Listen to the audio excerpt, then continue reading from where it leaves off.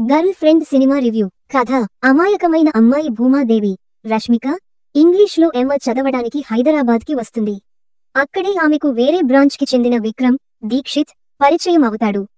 ఆ పరిచయం క్రమంగా ప్రేమగా మారుతుంది. కానీ కొంతకాలానికే విక్రమ్లో టాక్సిక్ లక్షణాలు బయటపడతాయి. అవి భూమా జీవితాన్ని ఎలా కుదిపేశాయి?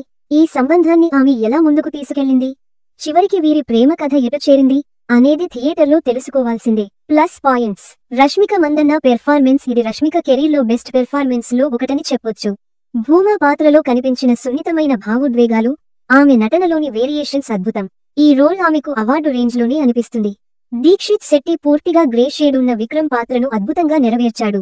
టాక్సిక్ బాయ్ ఫ్రెండ్ గా అతని నేచురల్ యాక్టింగ్ ప్రేక్షకుల్లోనూ నెగటివ్ ఇంపాక్ట్ కి కారణమవుతుంది.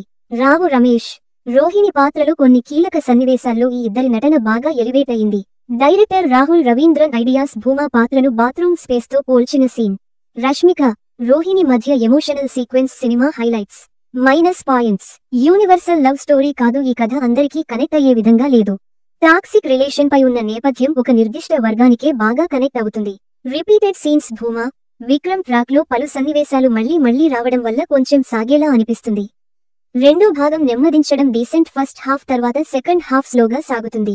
ఊహాజనితమైన మూమెంట్స్ వల్ల క్లైమాక్స్ కూడా సింపుల్ గా అనిపిస్తుంది. మ్యూజిక్ ఇంపాక్ట్ తక్కువ. హేషం అబ్దుల్ వాహబ్ సంగీతం బాగానే ఉన్నా మరీ ప్రభావవంతంగా అనిపించదు. పాటలు కూడా సరాసరి. అను ఇమ్మానుయేల్ రోల్ వాడుక తగ్గింది. ఆమె పాత్రకు పెద్దగా ప్రాముఖ్యత లేదు. సాంకేతికంగా కెమెరా వర్క్ బాగుంది. బ్యాక్ గ్రౌండ్ స్కోర్ కొన్ని సీన్స్ లో పనిచేసింది. ఎడిటింగ్ ఇంకా కట్టుదిట్టంగా ఉండాల్సింది. రాహుల్ రవీంద్రన్ దర్శకత్వంలో కథనం ఇంకా బెటర్ గా ఉండాల్సింది. తీర్పు: ది గర్ల్ ఫ్రెండ్ చిత్రం రష్మిక మందన్న, దీక్షిత్ శెట్టి అద్భుతమైన నటనతో నిలబడిన సినిమా. కొన్ని ఎమోషనల్ సన్నివేశాలు బాగా పనిచేశాయి. అయితే కథ కొత్తగా అనిపించకపోవడం, స్లో మరియు రిపీట్ సీన్స్ కారణంగా అందరినీ ఒకేలా ఆకట్టుకునే అవకాశం తక్కువ. కొన్ని చోట్ల మాత్రమే సినిమా బాగా వర్కౌట్ అవుతుంది.